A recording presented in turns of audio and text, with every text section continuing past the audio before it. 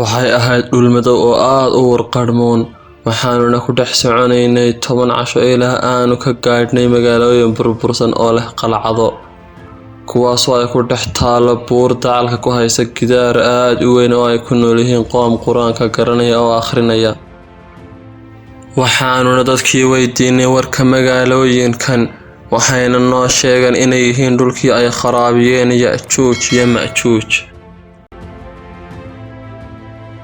1300 oo sano ka hor waxaa dhacday dhacdo taariikhi oo cajiiba ayna qireen oo diiwaan geliyeen bariga iyo galbeedkuba taasoo uu soo wariyay dhulmareenkii caanka ahaa ee salaama-turjuman loona yaqaanay kii uu saaxiibka ahaa 30 luqadood waa maxay sheekada dhex martay dhulmareenkii salaam iyo khaliifkii cabbaasiyiinta maxay tahay sirta riyada uu arkay khaliifku maxay tahay xaqiiqada ku saabsan magaalada weyn ee ay taasoo leh albaabo bir ah ama xad iyo buurta loo yaqaano jabalus samaa taa beddelkeeda waa maxay socdaalkii 28 bilood qaatay ee uu ku tagay magaalooyinkii qalcadaha iyo dhulkii iska hor imaadyada su'aasha ugu muhiimsan ayaa ah halka uu ku yaalo gidaarka lagu xidhay juuj iyo majuuj waxaanu dib idinku soo furaynaa bogogii hore ee taariikhda iyo dhulkii aan hore loo aqoon iyo dhacdooyin cajiiba kuwaasoo uu xusay xamawi faahfaahinteedana uu qoray al-idriisi dhacdooyinkeedana uu soo wariyay salaama-turjuman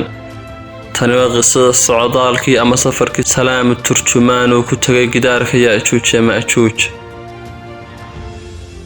maalin ka mid ah maalmihii khilaafadii cabbaasiyiinta ee Ciraaq gaar ahaan sanadkii 232 hijrida una dhiganta sanadkii 722 ee miilaadiga ayaa khaliifka cabbaasiyiinta ee waathiq billaah wuxuu riyo ku arkay iyadoo gidaarkii dulqarnayn uu ku xidhay juuj majuuj isagoo furmay dabeed uu argagaxay hurdadina uu ka toosay intaa kadib aad bay u mashquulisay arrinkan uu ku arkay riyadaas waxaana ay saameysay xitaa hab maamulkiisii argagaxa ay ku reebtay awgii waxaana uu amray in loo keeno ninka ugu dhul yaqaansan caalamka islaamka waxaana loo tilmaamay salaama-turjuman oo caan ku ahaa inuu 30 luqadood ku hadlo waxaanu amray in loogu yeedho isagoo intaa kadibna khaliifku uga warrabay riyaduu arkay waxaanu faray inuu ka soo warbixiyo halka uu ku yaalo gidaarka juuj iyo majuuj iyo xaalka uu ku sugan yahay haddadan intaa kadib wuxuu amray khaliifku in koox dad ah la diyaariyo kuwaasoo ku wehelin doona safarkaas dheer oo ay tiradooduna tahay 60 nin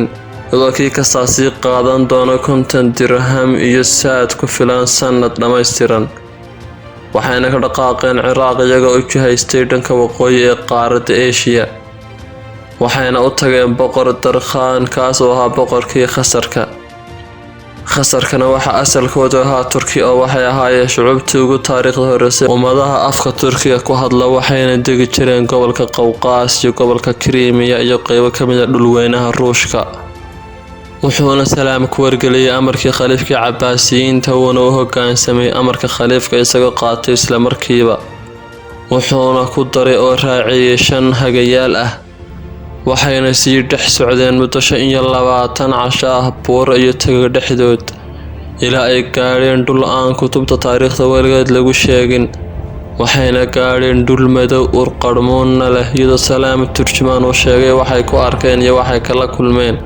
waxaanuna salaam yidhi waxaanu gaadhnay dhul madow oo cajiib ah urqadhmoonna leh waxaanuna ku dhex soconnay 10 casho ilaa aan ka gaadhnay magaalooyin burbursan oo kharaaba waxaanan magaalooyinkaas burbursan dhex soconay 27 cisho waxaanuna dadkii weydiinay warka magaalooyinkan waxayna noo sheegeen inay yihiin dhulkii ay kharaabiyeen juuj iyo majuuj waxaanuna gaadhnay dhul leh qalcado iyo dhufaysyo una dhow buur dacalka ku haysa gidaar aad u weyn intii qalcadahaas aanu dhex soconayna waxaanu kula kulannay qoom ku hadlaya luqadaha carabiga iyo faarisidaba waxaanuna ogaanay inay yihiin dad muslimiin oo quraanka garanaya waxayna lahaayeen masaajido iyo malcaamado ay diinta ku bartaan waxayna nagu yidhaahdeen yaa tihiin xagadse ka timaadeen xageebaase u socotaan waxaanu noo sheegnay inaanu nahay qaar uu soo diray amiirka mu'miniintu dabee hadalkayga waa ay la yaabeen waxaana ayna weydiiyeen amiirka mu'miniintu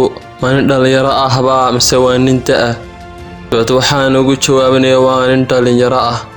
waxayna yidhaahdeen waxa kuu jooga. waxaanuna nidhi Ciraaq, magaalo la yidhaahdo xamuuraabi. wayna la yaabeen hadalkayagaas. waxayna noo sheegeen in aanay weligood maqal arrinkaas aan uga sheekaynay. intaa kadib waxaanu soo gaarnay buur aad u dheer oo aan wax dhir ah lahayn oo cad, taasoo uu ku dul yaalo dhufays ama qalcad.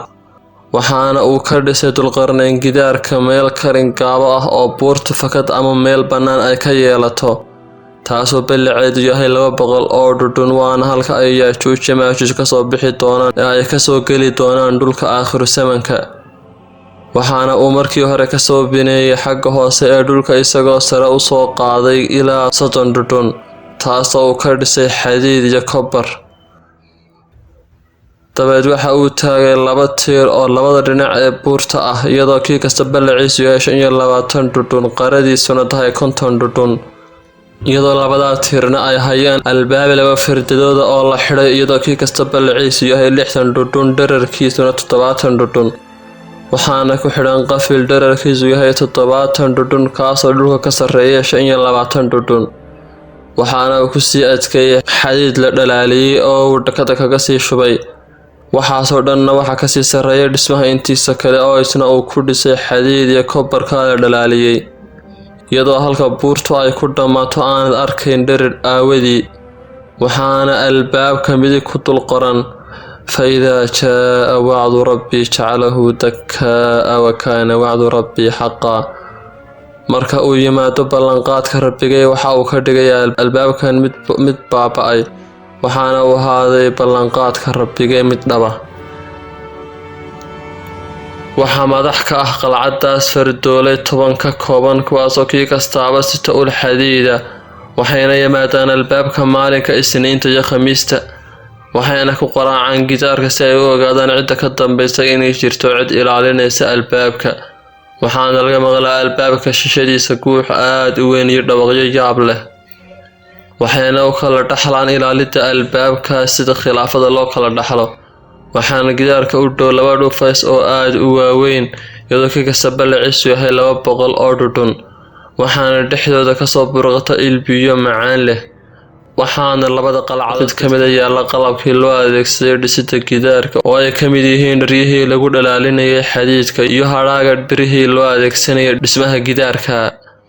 wuxuu kusoo gabagabeeyey salaam hadalkiisa: waxaanu nimi magaalo lagu magacaabo ayka oo leh albaaba xadiida, taasoo leh beero. waana magaaladii uu dulqarnayn dejiyay ciidankiisa saldhigana u ahayd. waxaana u dhexeeya iyadiyo gidaarka in loo socdo muddo 3 casho ah. intaa kadib waxa aanu dib ugu soo jihaysanay dhanka Khuraasaan. waxaanuna safar dheer oo 8 bilood qaatay kadib soo gaarnay magaalada Samarqanda. waxaanuna kasoo talawnay webiga Balakh. waxaanuna soo gaarnay magaalada Bukhaara iyo Tirmidhi oo halka ay kasoo jeedaan labadii caalim ee waaweynaa ee Bukhaara iyo Tirmidhi. intaa kadib magaalada Nisaabuur ayaan soo gaarnay, taasoo hadda ku taala wadanka Iiraan. waxaanuna uga soo gudubnay Ciraaq. waxaana si socodkayagii dhintay raggii ila socday 22 nin. soo noqodkiina waxaa geeriyooday 24 nin. waxa aanuna ku soo harnay 14 nin oo qura. gaadiidkii aan wadanayna waxaa iyaga soo haray 24 baqalood oo keliyaata. kadib safar dheer oo qaatay 16 bilood oo sii socda iyo 12 bilood oo soo noqda. waxaana qisadan sax ahaanshiyaheeda sugay juqraafiyahanadii muslimiinta ee cusuurtii dhexe iyo iyaga ku tilmaamay socdaaladii ugu muhiimsanaa dhulmareenkii cabbaasiga ahaa ee salaama-turjuman iyo socdaaladii islaamiga ahaaba. waxaana uu ku xusay qisadan idriisi kitaabkiisa nushatul mushtaaq fi ikhtiraaqi al-aafaaq. ibnu khalduunna waxa uu ku xusay kitaabkiisa masaalik walmamaalik. sidoo kale waxaa ibnu kasiir ku xusay kitaabkiisa bidaaya wanihaaya. waxaana ibnu xaamid al-qarnaadi uu ku xusay kitaabkiisa, wuxuuna sheegay inay tahay xaqiiqo sugan. waxaana sax ahaanshaheeda caddeeyay ibnu khalduun iyo xamawi oo iyaguna ka mid ahaa culimmadii muslimiinta. marka lagu daro juqraafiyahano iyo mufakiriin badan oo reer galbeeda, dadka qaar waxay aaminsan yihiin in gidaarka juuj uu ku yaalo gobolka Qowqaas, taas oo ah qaybo ka mid Ruushka, Georgia, Armenia iyo Azerbaijan iyo dhul kale oo ku hareeraysan. sababtoo ah salaama-turjumankaas ayuu ka sii aaday markuu raadinayay gidaarkii u dhisay dulqarnayn. laakiin taasi lama hubo maxaa yeelay ma uu xusin inuu halkaas ka helay gidaarka. taa beddelkeedna wuxuu sheegay inuu halkaas uu ka sii aaday dhanka waqooyi ilaa uu ka gaadhay dhul ciiddiisu madow tahay, dadka ku noolina aanay waxba ka aqoon ciraaqii khilaafada ama khaliifka laftigiisaba. taasoo la micno ah in dhulka yaajuuj maajuuj uu ka soocan yahay dhulkeena intiisa kale. ridda uu dulqarnayn ka xidhayna ay ahayd jidka keliya ay ka soo galaan dhulka aynu ku noolnay intiisa kale. shariif al-idriis oo ka mid ahaa juquraafiyahanadii muslimiinta wuxuu sawiray mid ka mid ah khariidadaha ugu saxsan adduunka xilligiisii, waxaana qiray juquraafiyahanada caalamka oo idil isagoo ku xusay halka ay ku nool yihiin labadan ummadoodii. waxaynu inta dambe ku eegaynaa barnaamijkeena fikirro ay ka bixiyaan khariidada al-idriis mufakiriin islaami ah. markaynu soo noqono khariidada al-idriis ee uu sawiray 350 sano kadib safarkii salaama-turjuman, waxay noo muuqanaysaa inay waafaqsan tahay dariiqii safar ee salaama-turjuman, halkaas oo uu ku tilmaamay dariiq 2 buurood dhex gooya. waxaynuna arki karnaa mandiqadii uu kharaabka ku tilmaamay, waana mandiqada uu sheegay al-turjuman. kadibna waxaa jira silsilado buur ah oo ka dambeeya mandiqadaas, waxaana ku yaala hal albaab. waxaanu ku qoray buuraha dabadooda magacyada yaajuuj iyo maajuuj. markaynu eegno khariidada, macquul maaha inay buuruhu noqdaan halka uu ku yaalo gidaarku, waa sida mufakiriinta qaar qabaane. sababtoo ah waxay soo mari karaan dhanka badda wayna soo gaadhi karaan dhulka ku xeeran oo dhan, iyagoo leh mufakiriintaasi sidee dadka cadadka leh oo 99% ka ah dadka adduunka ay suurtagal u tahay inay dhul yar oo intaa leeg ku noolaadaan. mise waxaa jira dhul la mida keenna ballac ahaan, midhaana ilaahay ayuunbaa u cilmi badan. haddana markaynu dib u eegno khariidada al-idriis, waxaynu arkaynaa in halka uu ku tilmaamay dhulka yaajuuj maajuuj uu u dhow yahay buuro, kuwaasoo sida suunka ku wareegsan dhulka, magacooduna yahay buuraha qaaf. dadka qaarna u yaqaanaan gidaarka antarctica, laakiin aan lahayn wax calaamada oo muujinaysa wax albaab ah. waxayna mufakiriinta qaar aaminsan yihiin in gidaarka dulqarnayn dhisay uu halkaa ku yaala oo ay ku nool yihiin yaajuuj iyo maajuuj dhul sii fidsan oo ka dambeeya gidaarka antarctica. waxaana halkaas soo gelaysa fikradda dhulalka 7 ah ee ilaahay qur-aanka ku sheegay iyo meeshay dhacaan, innagoo barnaamij gooniya ka samayn doona insha allah.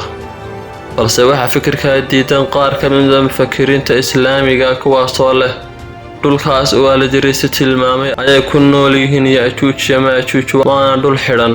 waxaana juquraafiyahanada islaamku dhammaan ka siman yihiin inay ku tilmaameen dhulka yaajuuj iyo maajuuj inuu ka dambeeyo dhulka khasarka uuna dhaco waqooyiga qaaradda aasiya. balse sidoo kale waxay ka siman yihiin inay sugaan xaqiiqada safarkii salaama-turjuman. intaas ayaana ku eegay barnaamijkeena maanta.